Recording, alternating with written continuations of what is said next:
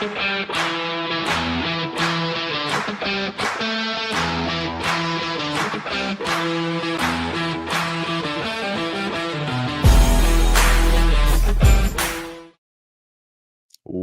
to Rising Tides Live. I'm your host, Shawn Walchef. This is a Cali BBQ Media production. It's Friday, which means it is our restaurant technology showcase show, Pitch the Tide. We have a guest today. His name is Nick Bryant. He is the VP of Sales for Powerhouse Dynamics. If you're watching on YouTube, thank you. If you're watching on LinkedIn, thank you.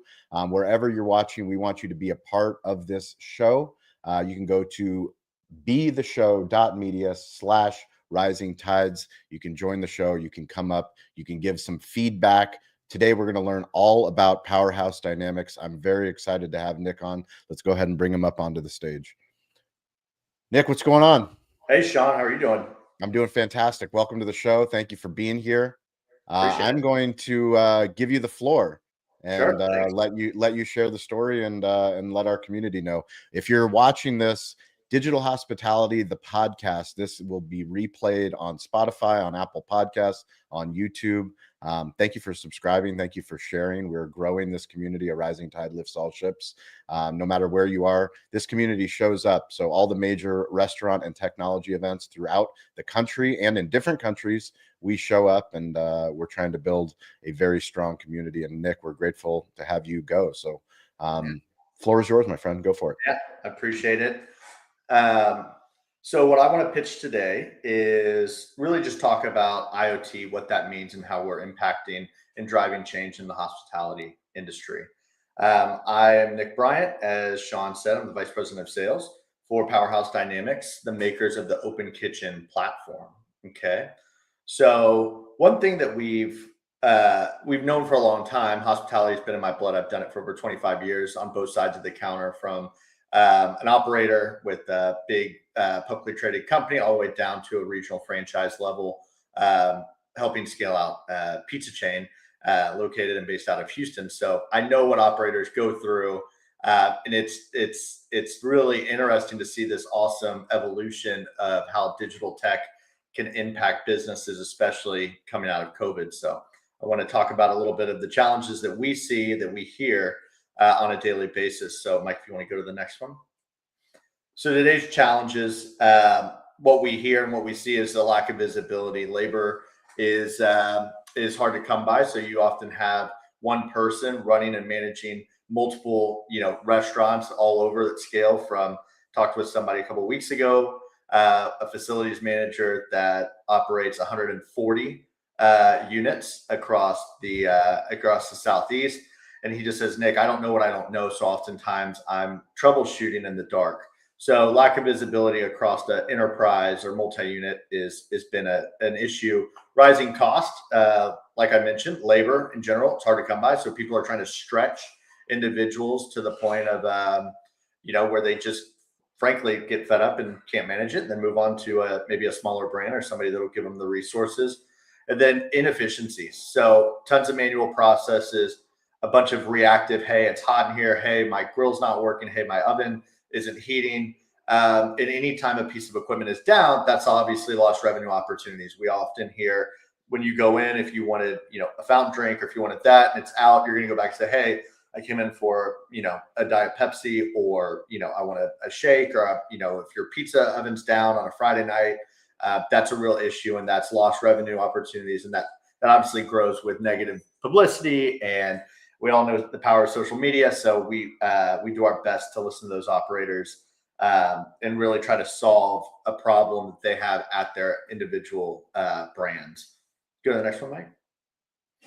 So this is what I like, are pictures, or 1,000 words. So this is really what we try to do when we create the ecosystem. If you've been in restaurants and you've talked to any multi-unit operator, as long as I can remember, we talk about the kitchen of the future. Everybody's always working on the kitchen of the future. There's more strategic brands 3 to 5 years out. It's, hey, we want this to look like this, and how do we connect the dots, right? So I think this is a really, really great illustration of how we take a ton of data from an actual single unit and broadcast it up into the cloud and give actionable insight with that data to enable a connected kitchen, smarter operations, more automation, from a service aspect, from a menu distribution aspect, to just really getting the pulse of what's going on at an individual level, and then scaling that out across thousands of units. So that's the kitchen of the future. We talk about it. One thing I want to be super clear: when it's Open Kitchen, we are the #1 IoT industry leader. We are redefining the future of hospitality. I know that that's a bold claim, but we are, because this is something that doesn't exist. I'm all about riding waves. I know Shawn, there's Cali and all that stuff, but I was involved in my prior life of selling digital technology for the front of the house, the point of sales, the online ordering, the loyalty programs. And then I got a call and said, hey, what about back of house, Nick? Have you thought about how to connect all of this? So when we saw COVID happen, everybody was scrambling to try to really focus on their off premise. And then it's like, what happened about the back of the house? You can't produce food if your equipment's down or if it's not running optimally. So I said, well, that's a really intriguing thought. And then I was pitched to come to Powerhouse, and I said, wow, this is pretty incredible. So yeah, this is what I think about. And this is the easiest. I think if I showed my 4-year-old daughter this, she could get what we try to do. Connecting pieces. If you're at home right now, look around. You've got your Siri devices. You have your Google Homes. You've got your Alexas. Think about that for a kitchen, letting you know when something's failing, letting you know what firmware is on a piece of sophisticated equipment. That's really, really what we do, is design for Fortune 500 companies. What does their vision look like? And it's all about data and making sure that they're making educated decisions with the data as they scale and continue to grow. Mike, next one. One thing when it comes to Open Kitchen, and we have talks with full departments, we reach and touch a lot of different departments when it comes to culinary execution, right? And they're the front lines that are plating the food, that are getting out there. We talk with operations teams and then facilities teams, right? So our 3 pillars, and we'll talk about it on the next slide, the entry points. What's impactful for how to get the food or fryer quality and food safety and all of that is very different than the operations teams that try and reduce steps, right? So then we have to paint the picture about efficiencies of how they're actually utilizing the equipment on the culinary side. And then of course I've got a very, very sweet spot in my heart for all the facilities teams that literally just get the phone calls that say it's broken or that it's hot in here.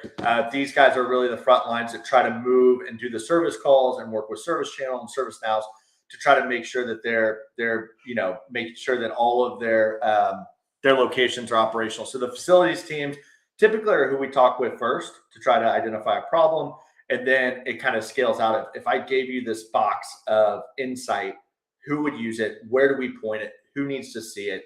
So this is these are the teams we typically get involved with. And then from there, engineering kind of steps in and has their IT speak, which is way above my head. And they talk with our engineering team about pointing and shooting stuff to, X, Y, Z. So these are the teams we typically work with. And then this is our platform. That these are the entry points. So 3 things that we do is connecting cooking equipment. So it can be from a fryer to a shake machine to a rapid cook oven. We are owned by Middleby. We were purchased 6 years ago. Middleby, if you don't know, owns about 84 commercial equipment brands.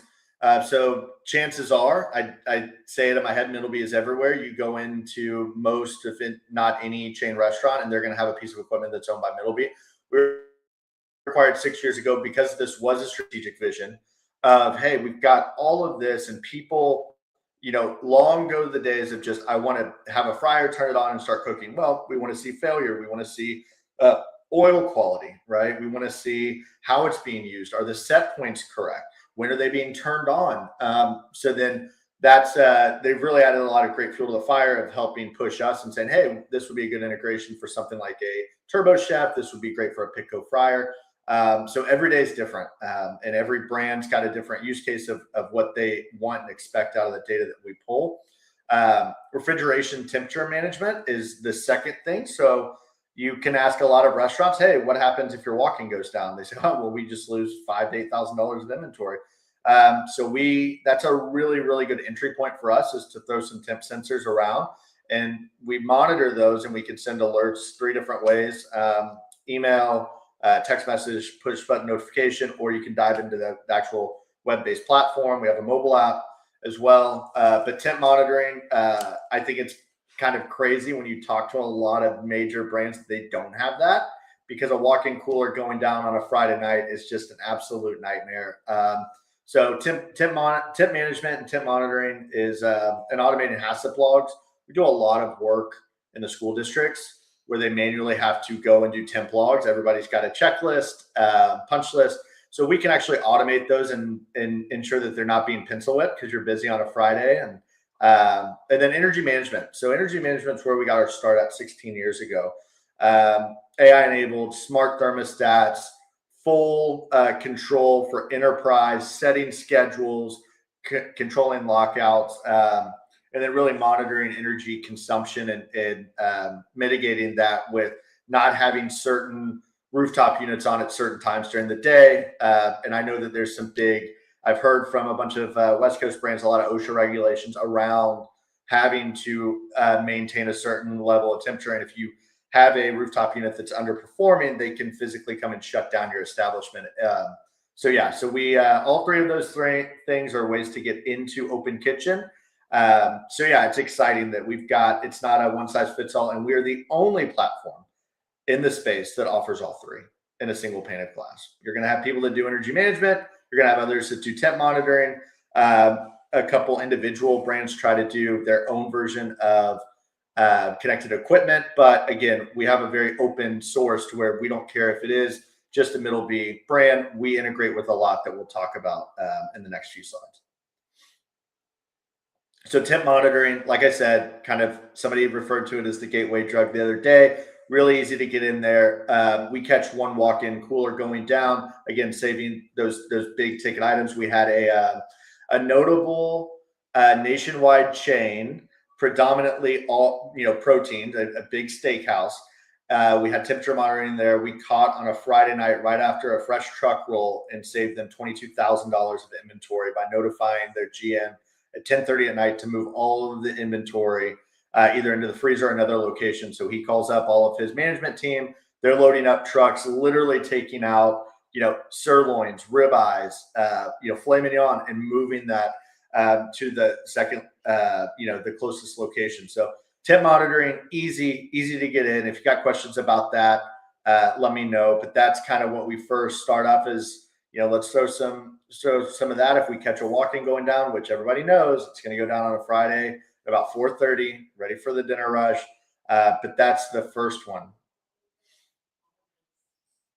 Energy management, again, this is a little bit, this is pretty easy to understand. It's the old adage my dad said, why are you leaving all my lights on? Well, imagine something that draws about 30x the power, which is a rooftop unit. So letting them coast up and drift in certain times of the day. I don't need my dining area to be 72 at 3:30 in the afternoon if I make it go up 1 or 2 degrees. What this really encapsulates is the savings of really controlling the box and making sure that you have everything unified is powerful. We catch underperforming RTUs. RTU repairs are expensive, very expensive. It's expensive just to get a $1,000 truck to go out there and diagnose the problem. So with our technology over the years, we've crafted to where we can actually have preliminary alerts of when we think things are failing based on power draw, based on supplier temperature not being accurate or matching the thermostat. So energy management is it's nothing new, but what we see on average is if you guys go look at your electric bills, even at residential, everything's going up 10% a year. So what we can do if we can curtail that, this has immediate ROI that we can get back and help facilities teams catch when they're managing 100 units under them. I'd say, hey, rooftop unit number 2, serial number X, Y, and Z at the Wood Edge location. We think that there's a problem. You need to go and check that out, and that's super impactful for the end user. And then connected equipment. Open Kitchen, like I said, we are the only IoT platform that is OEM agnostic. So we don't care what it is, the end user, if it is a sophisticated piece of equipment, which typically means it's got a digital controller on that, we can get the data out of it and push it to the cloud or push it to wherever you need the data. So this is super impactful that I think about it from a service aspect, a one-call resolution. I think about it from distributing menus. So if you guys have ever been to, say, a notable sandwich shop, or and you say, hey, they're going to roll out an LTO and they need to distribute menus across 1,000 or 2,000 locations and make sure that everybody is following spec, we can do that with the Open Kitchen platform, literally within 8 clicks of a button. And then access to real-time food prep. One thing that I thought was amazing when I started here is considered real-time is typically 15 minutes in tech speak. We ping every minute to transmit data back and forth. And then benchmark equipment on key metrics, right? What are we selling, right? If that LTO was a dud, we don't need to bring it back next year. So connected equipment, this is something I'm super passionate about because I wish I had this as an operator 6 years ago. But this is really cool because there's specific use cases for specific brands that we really dive into. And this is the last slide, but connected equipment, just full potential, right? We can automate savings from, energy management, reduce repair and maintenance cost, one-call resolutions, product safety and consistency. So that goes to temp monitoring, reducing food waste, right? So if you're over prepping and we can see how many fries you're dropping in the fryer, how many times you're hitting that button, that's got impact on the way you run your business. Maximizing equipment uptime. We read a stat from my friends at 86 Repairs. Shout out to those guys. Love them. Daniel's awesome. But he said, hey, the number one problem that we see of job abandonment comes with equipment uptime. You're asking a fry cook and you're getting on him for not having the food out, but he's been telling the GM, hey, my second fryer has been down for 2 weeks. Nobody's going to fix it. I'm going to go find another job. So maximizing equipment uptime obviously has financial ramifications, but also for labor and your employees. You want to make sure you're giving them the tools that are operating, at a maximum level, and they're not getting frustrated. If you've ever tried to cut with a dull knife, you get what I'm saying. So improve employee satisfaction. That just goes back to when the equipment's running right and my shake machines and my ovens are cooking and my fryers and it's a well-oiled machine. That's why people come back and work. So that's Open Kitchen in a nutshell. Think about a smarter, innovative kitchen, and you've got a lot of data points, and all the biggest brands that you have that you go to on a daily basis are enamored with data, how they can utilize it. So there's a little bit more of a secret behind the sauce at some of these national and international brands that we talk with on a weekly basis.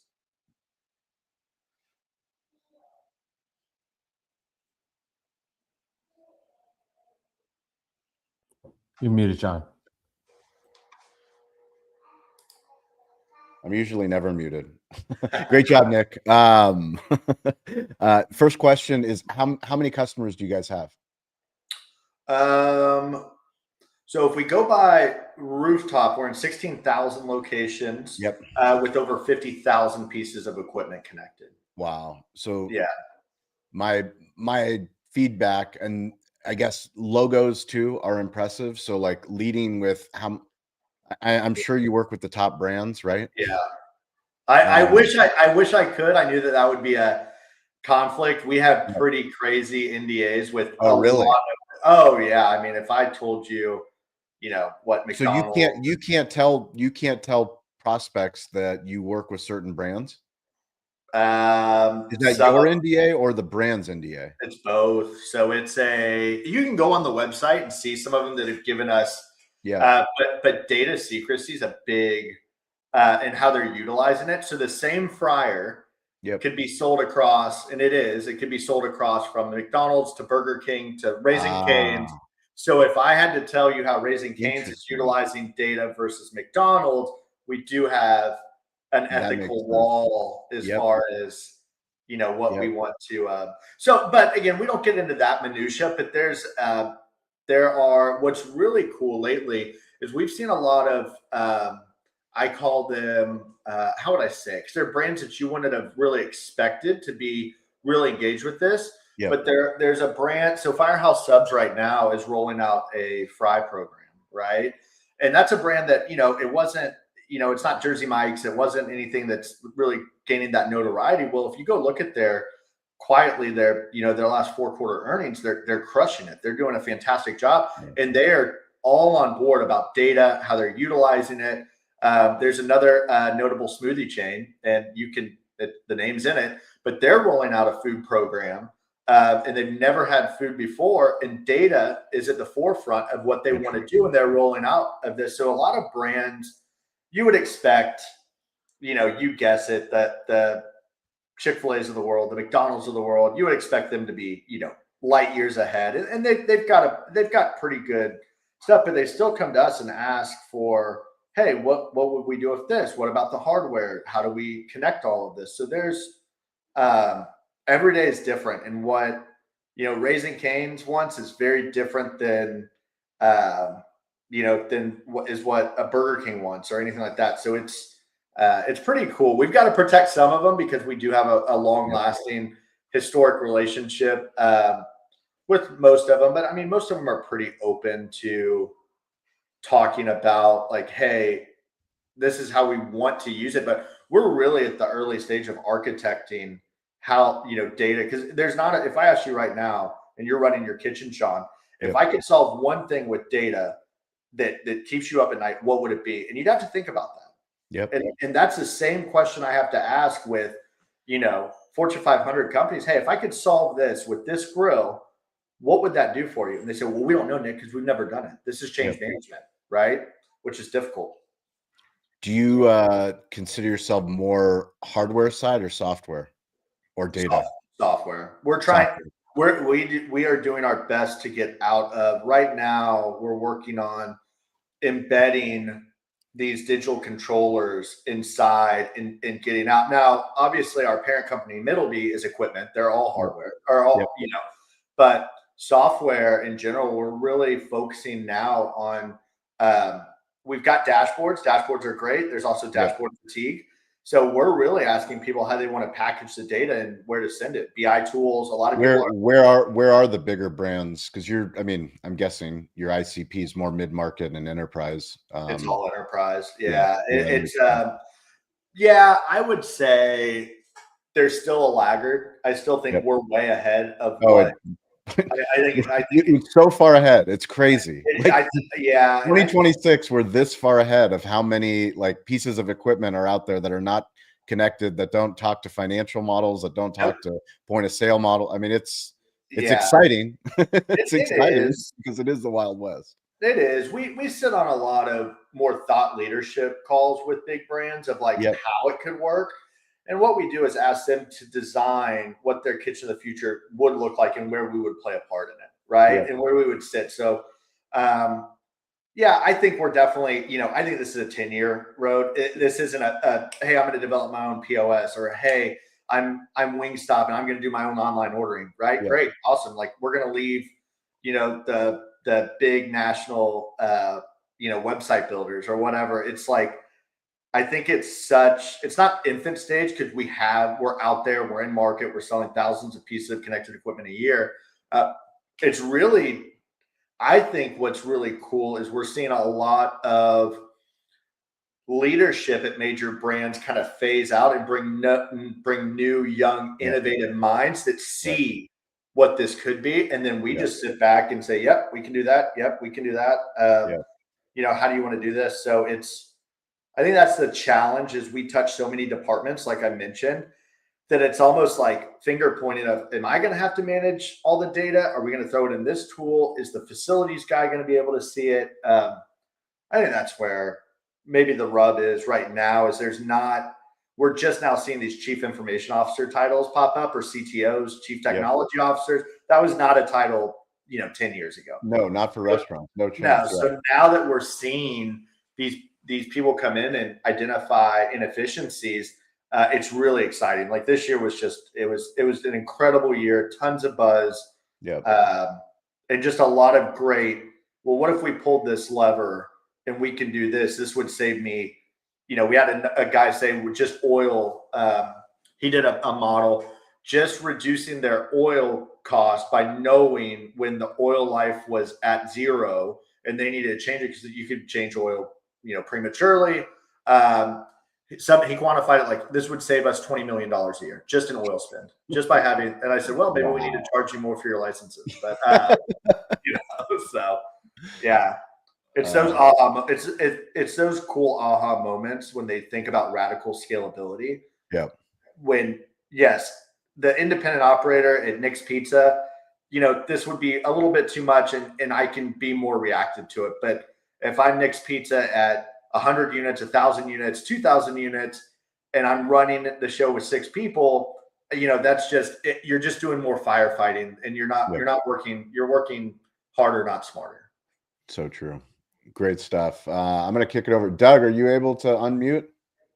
Doug Higgins, part of our Rising Tide community.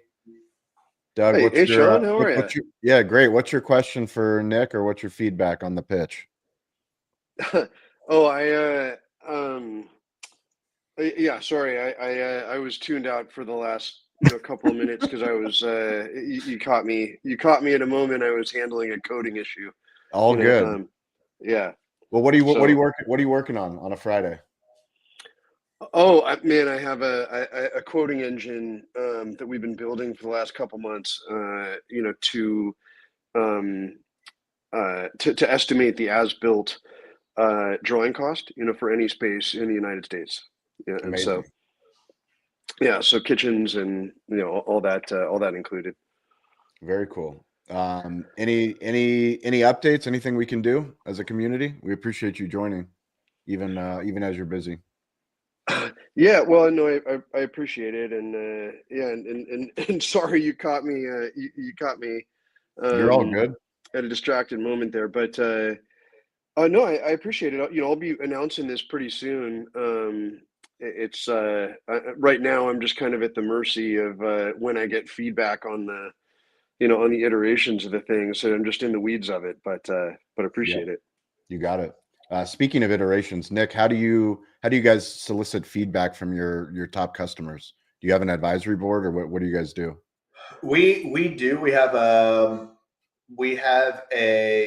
weekly and biweekly check-ins with our when we're doing major rollouts to get feedback and solicit. We tell people try to break it or let us know if we're missing a data point. So we have a really, really tight-knit loop of good users that we talk with and tell them, and they'll come to us. And we had a really good example of our first big, I guess our first major rollout that we did. One of them came to us and said, hey, we'd love it if you can do a different role in there to give just specific visibility to this specific role. And we said, well, we never thought about that. So like a franchisee level corporate, creating a hierarchy, it was actually for a facilities person. So can a facilities person only have certain optics under their territory?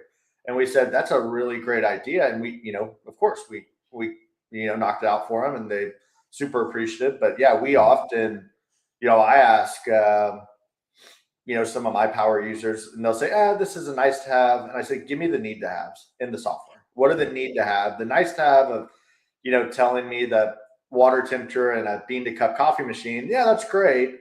But like, what do you need operationally to where when it's a code red or a yellow, what do you need to know? So how important is the Wi-Fi infrastructure at the restaurant? We're actually really, really, we operate on a super low latency. So it doesn't have to be, we know we've been working with, you've been working with restaurants, retail to C-stores to, we're not just in hospitality and the restaurant side, but no, we've gotten it pretty good to be able to be on their Wi-Fi.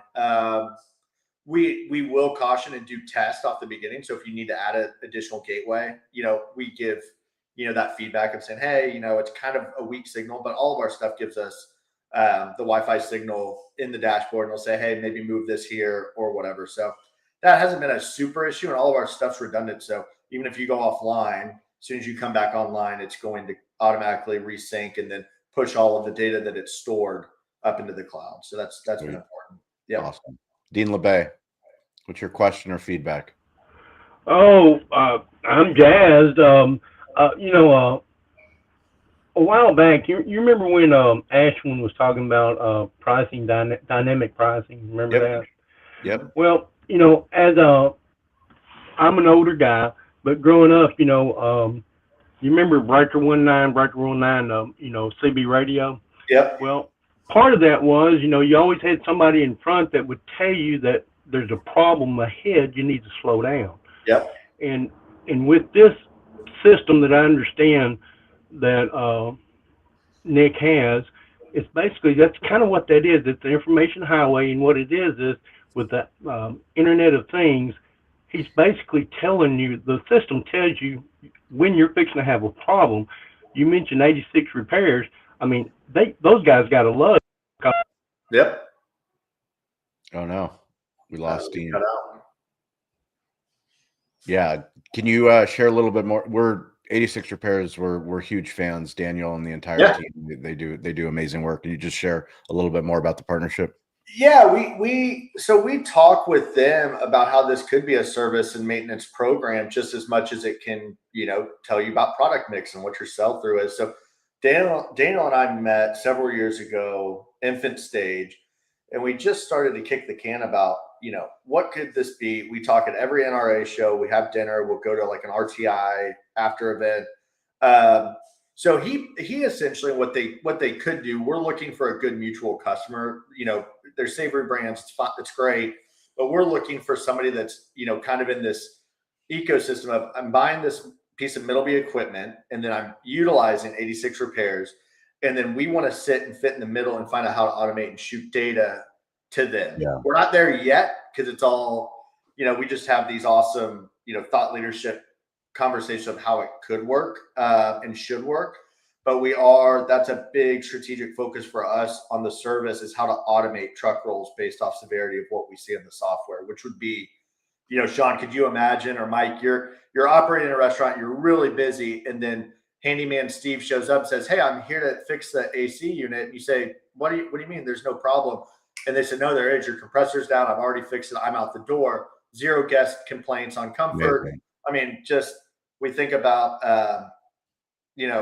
people just knowing, or based on your predictions, imagine I think my old boss used to say, I want one day where Amazon just shows up and delivers what they think I want and I'll take it, and, based off my historical. So that's really the 2026 top 3 things we're strategically working on. We have something right now that I could speak to that is automating a filter order based off of an end of life widget that we have based on cook cycles that eliminates the need for Shawn to order a filter for a fryer, and it auto ships based on that data. Sweet.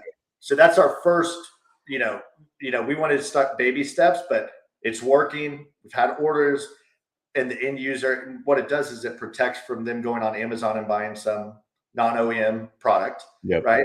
But B, they don't have to worry about that. And it shows up and it's easy, and you dump it in, and it's going to protect your warranty as well. So that's a big deal. Dean, are you able to unmute again? I don't think so. One thing, Nick, I love the positioning in your pitch of having the prospect tell you what their dream kitchen is. Like, what does the kitchen of the future look like? Like making them go through that exercise allows a lot of opportunity for you to fill in. Hey, guess what? We do all that, all those things that you wish were happening. We do fulfill those. Bisegler, you're up. Go for it. Yeah, great job, Nick.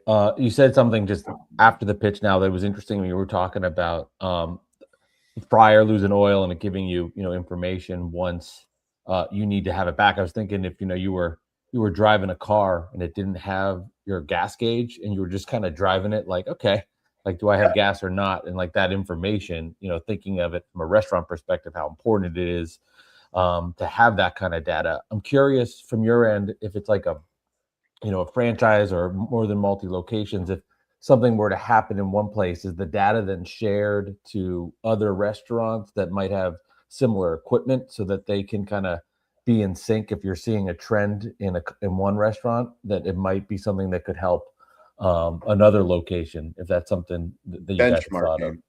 Yeah. So every facility, it depends on what they want to benchmark, right? And what we call out. So I think a good example of that is we formulate what's called an HVAC fix list for facilities guys, once a month, once every 2 weeks. And what it'll do is benchmark from the moment we install. We say the good, the bad, the ugly. Hey, this one's going to need repair.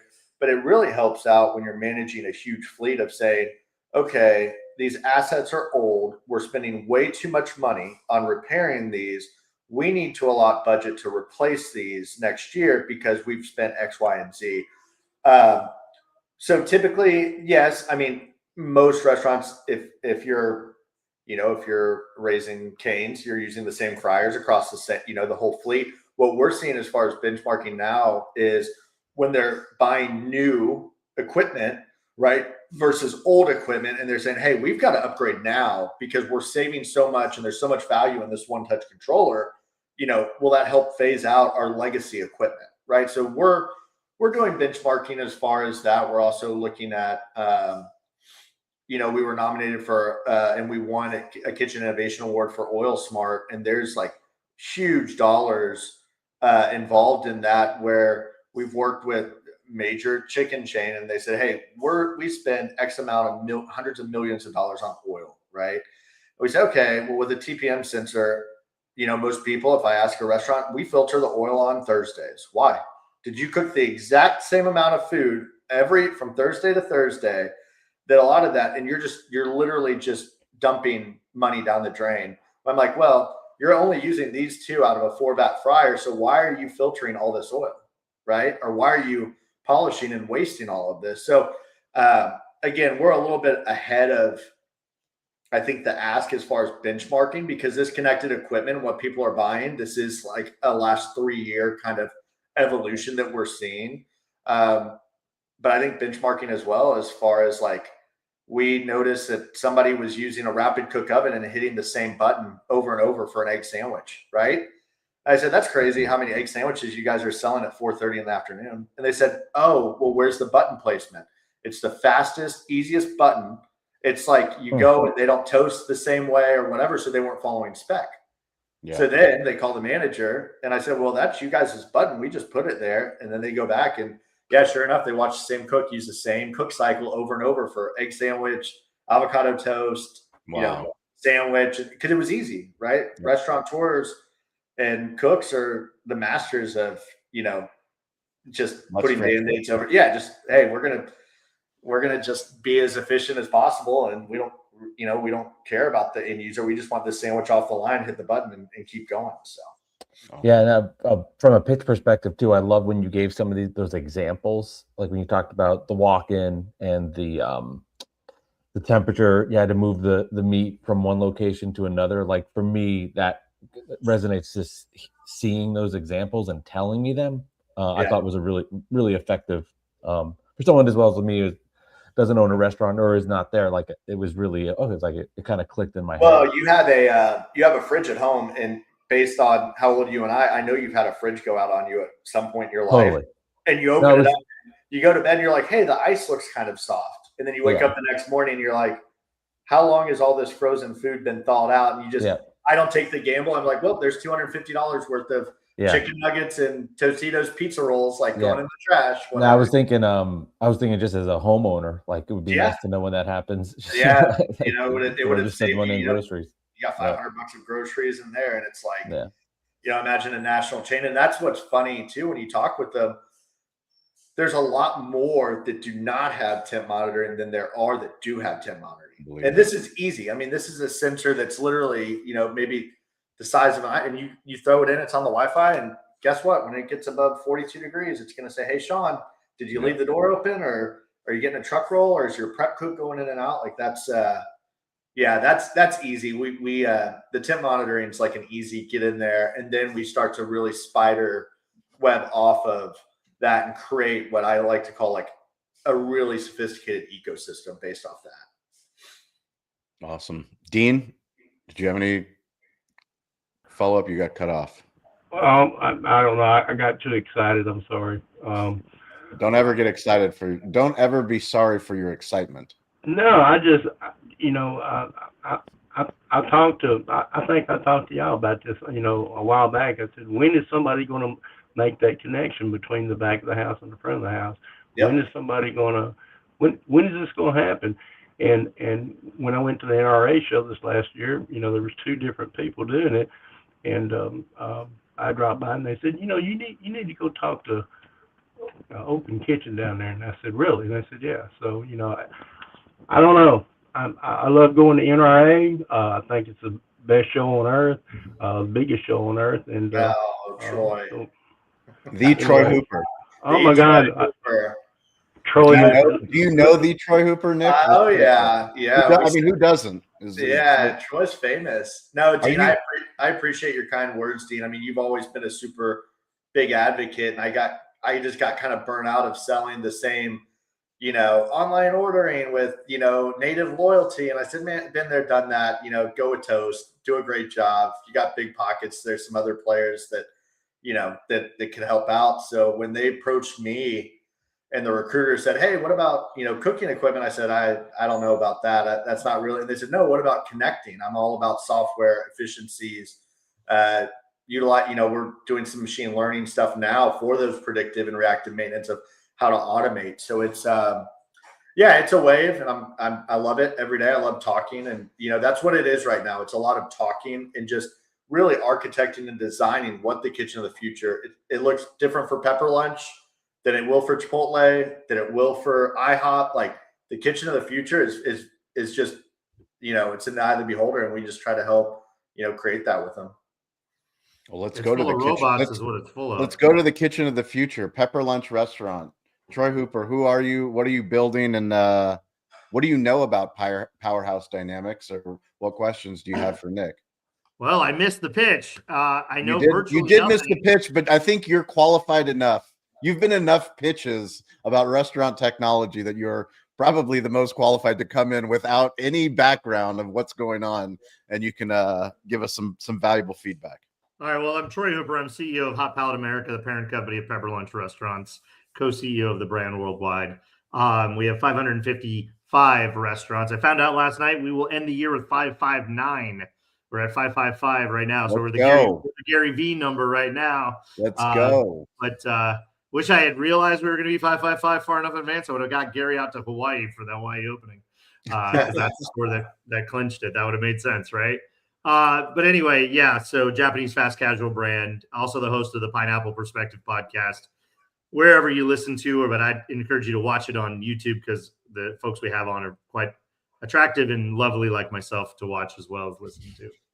Anyhow, no, man, I really do. I hate that I missed it. My PR meeting got pushed back, but I don't know anything. I mean, I know Nick, but I don't really know anything about Powerhouse Dynamics. I'll say the kitchen of the future truly is going to have robots.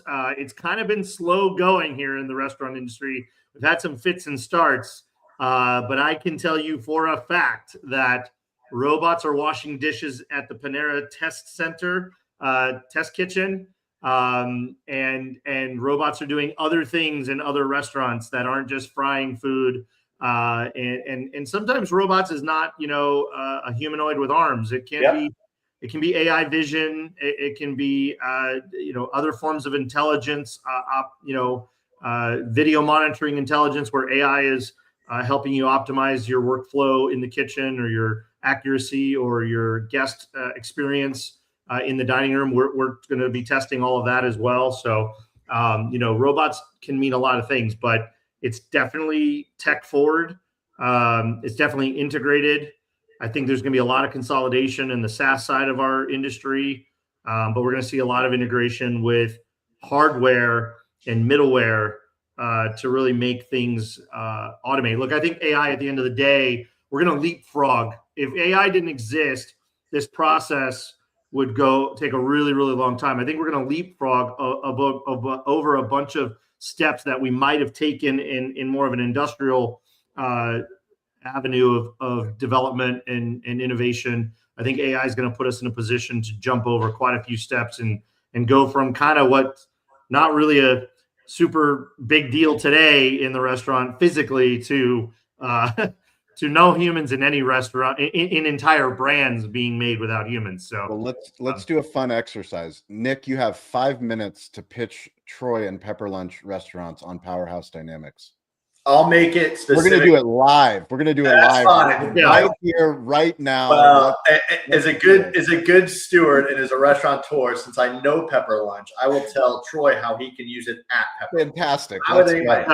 This is what I'm talking about. The difference is I know that Pepper Lunch has their own proprietary cooking system because I've seen it in action in Las Vegas at a show, right? So what I would do is maintaining the only thing with Pepper Lunch is going to be about consistency. The same time over and over, there still are human elements to the cook line of adding and portioning and all of the correct things. So I would say that imagine he's got the hot plate, right? And I know that it's supposed to be at 600 or 700 or 800 degrees with open kitchen. If I put a connector module or I was monitoring that data, I'd be able to fire over to him. Hey, this is failing. This isn't work. It's not getting to temp at the correct time. He's got I think their own a big rice cooker, like back to the left, right? So imagine if I said, hey, the steam isn't working here. The module isn't that. As they scale, right, 555 locations, what if I had a cockpit that was sending him and the facilities team all these data and all these insights to know where they should go instead of firefighting everything? They know that at location 6, at 524, I've got an issue, X, Y, and Z. I need to get in there and check it out, right? And make sure. We've talked with Troy about EMS, the footprint, how to monitor energy spend, reducing that, and then temp monitoring, right? If I'd ask Troy, do you guys use anybody to monitor your temperatures in the walk-in coolers? We do. Okay. So that'd be another avenue. But again, single pane of glass that he talked about consolidation and talked about SaaS fatigue and all of this. If I can check 2 or 3 more boxes other than temp monitoring, I become attractive. If he said, hey, I'm only paying, X, Y, and Z to do one singular thing, I said, well, I can create this whole IoT infrastructure for you, you and Mark, and I can give Mark all the data he needs. All of a sudden, he opens up his pocket. He opens up his pocket and says, hey, I'll write the check, right? So, well, my franchisees will write the check, but sure. Sure. I know, right now. When I saw that somebody signed a big, I don't know how many unit deal it was announced on you guys' social probably like a couple of weeks ago. But if I have 30 units and I'm trying to figure out how to scale and I've got one facilities guy, if I can just notify and tap him or her on the shoulder when things are going wrong at store number 3, 4, and 5, instead of waiting for a GM to call me and bug me and say it's hot in here or, this equipment's failed. I mean, where's the value, right? Now that's a different conversation. I'll introduce you to Bobby Shaw, the Chief Business Officer. That's right. It's Bobby that made the post. Yeah. Yep. Amazing. Good job. Yeah. Great stuff. Well done, Nick. Let's go and do Nick, number one, how can people reach out to you guys if they want to learn more? Do you guys where are you guys showing up next year? Trade show. Oh gosh. So if you look up Middleby, our parent company, one of our brands I heard is going to 144 shows next year. What? That's more than Troy Hooper. Yeah, definitely. That is more than Troy Hooper. That's amazing. Yeah, we're going to have a big showcase. I would encourage people, since anybody and everybody goes to NRA, we have the big massive booth. When you walk in to the right and you talk about robotics, come to the burger bar, see a fry bot, come and taste coffee. We do live cooking demonstrations and we can chat about IoT. You can reach out to me on LinkedIn. I'm super active. So I'm always, 15 minutes. I think I've got my link to even book time with me on my LinkedIn. But Nick, real quick, is Troy Hooper your number one connection on LinkedIn in 2025? That's because I'm collecting those tiles. Troy, no, it was one of my employees. It's actually it's one of my employees, and she's asked me like, "Hey, I want to get more visible. I don't want what was it? You got to comment, share, and repost on other people." Yeah, no, she says I don't want a bunch of connections. I want a bunch of followers. And I said, "There you go. That's a great segue." So yeah, her name's Jordan, and she was actually my number one, like, because she's asked me to update her stuff and help her. She's actually reached out and the one that's talked with Mark on your team. Oh, okay. There you go. But Troy, Shawn, you guys always do a great job. Dean is like the first to like any post that I have. Bells on with Dean. I think it's just Dean likes my post before I can get to the comment and tag Dean. yeah.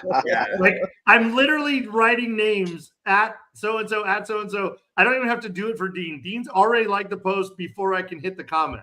I think it's so true that our industry is such a fraternity of it's in our blood.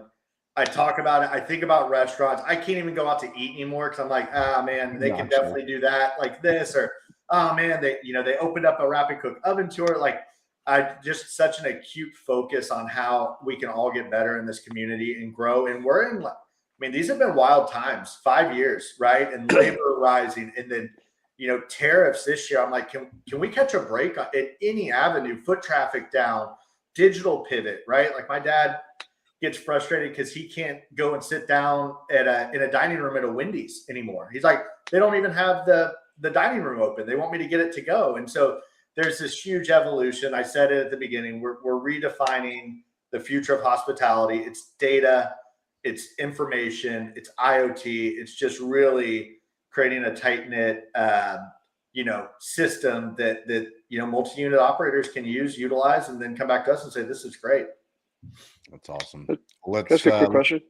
Yeah, go for it. So Nick, I guess I was an asset manager for many years. I used to get energy efficiency pitches all the time, and it was hard to stay focused on the value proposition. And I'm curious. I kind of heard three. As you were pitching Troy, it's there's a consistency message, there's the energy efficiency kind of incremental ongoing, savings. And then there's this notion of loss aversion, which is like you can prevent a disaster before it happens if you see equipment failing. Yep. And so how do you kind of prioritize those? And, what is really the primary focus, of your messaging when you're pitching folks? I think that's a great, I think that you get in trouble by pitching savings in general. When you lock into a number, because an electric spend is a variable I don't have control of, right? What I have really pivoted over the last year is that if you call and you scramble right now and your rooftop unit is out at one of your pepper lunch, they've got you by the mercy and they can charge you whatever they want when they arrive on site. And you're going to pay it. $2,000, cool. For a capacitor that costs $70, fine. What I like is saying, hey, Doug, next time you're scheduling repair and maintenance, which you should have a repair and maintenance program of somebody coming out, walking, I really think you should check on rooftop unit number 2. We've noticed kind of some anomalies, right? That's hard for me to quantify, but the direct cost of calling an emergency technician plumber right now versus somebody else that's walking, right, and doing an inspection, and they could fix it then. I think there's value to that. And I think there's a lot of value to optics, knowing what's going on before it happens, instead of waiting for a facilities guy to get called. And all they're going to get from me as a general manager is, it's hot in here. Where's it hot? What zone? What RTU? I don't know, man. I'm busy. Get somebody out here. Or worst case, they came in this morning and the walk-ins, 62 degrees. Yeah. Oh, that was something else we talked about, is just loss aversion is a really, really good way, Doug, of, I don't quantify it in front of somebody, but I said there's a very stark difference between putting something on a schedule and getting somebody to come look at my pool pump for $100 and just doing a quick checkup versus, hey, my pool pump is out, my pool's green, and now I'm in this $1,500. I could have paid somebody $100 based on the data that we're giving them. So that's how I pitch it. I mean, it's like anything. If I turn off my AC right now, which it's off. Wait, do you do pool pumps too? No. Well, okay. Water flow sensors. I mean, we've had people ask us about hot water heaters and how to monitor that. So we don't say no to an idea of how to track and monitor something. I'll leave it at that. So, yeah. So are you measuring like vibration, on, some of these units, or is temperature the primary, focus of your sensor tech? Our sensor tech primary is circuit trace is CT sensors, and what we get a lot of data off of is the actual energy pole. So fluctuating, the fluctuation, or what we know that there's an air, like HVAC is a very simplistic unit when you break it down. Same with a heater. It works, it's on, it blows the same ambient temperature. So triangulating 3 data points, supply temperature versus your energy draw should be, 13, 15,000 kilowatt hours, and it's at, 8,000. We know that there's failure. Hey, we think since your supply air temperature is not matching what your thermostat set off and it's only drawing this much power, we think you've got a compressor out. It's not getting into stage 2 cooling. So it's not better complex, proxy.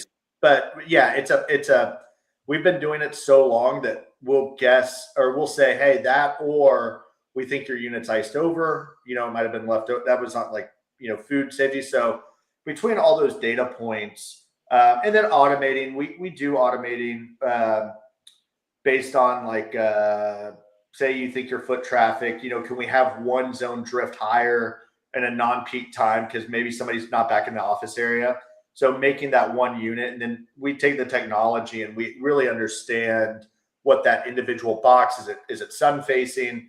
Do I need to offset because a remote sensor is in the wrong placement here? So there's a couple of things. It's not, no facility is the same. So we really get in there and try to figure it out. And it takes us 30 to 60 days. And then we really get it to where it's a set it, forget it program. And then we send you alerts and reports, either daily, monthly, whenever you want. I mean, we say, hey, we should probably check out, this, that, and the other, and let us know if it was right or wrong.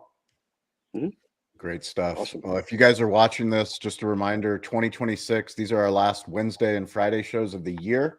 So we're going to give the team a little bit of a break. We still will be publishing content, but just no live shows for the rest of the year. If you want to host a show in 2026, let us know. podcast@calibbq.media. We will put links in the show notes for how to keep in touch with Nick and how to learn more, hopefully more Powerhouse Dynamic stories. Before we go through, let's do, what is your one word for 2025 and why? Mike, we'll start with you. One word for 2025 and why? Growth. I think I had a lot of growth. It's funny, one word, I could go in a lot of detail on it, but that you get me thinking, but that was the first thing that popped in my eye. I think I just had a lot of personal and professional growth. Awesome. Troy Hooper, one word.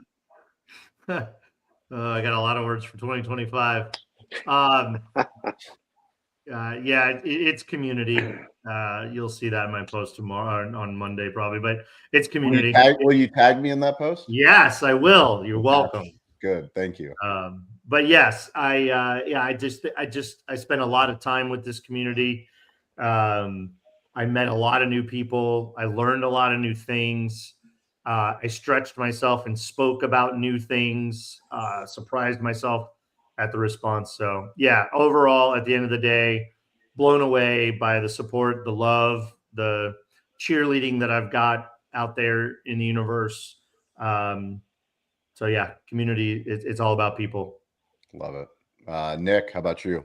One word for 2025. Oh man, I think innovative. I just think that there's been a lot of brands, either you figured it out by now, there's legacy brands. I think just people have had to be very innovative and strategic this year, because there's just like, food cost is through the roof. People are selective, right? Going out to eat, family of 4 or 5, it's expensive, right? There's no doubt about it. So I think I've seen just some super awesome, innovative ways that people are driving value.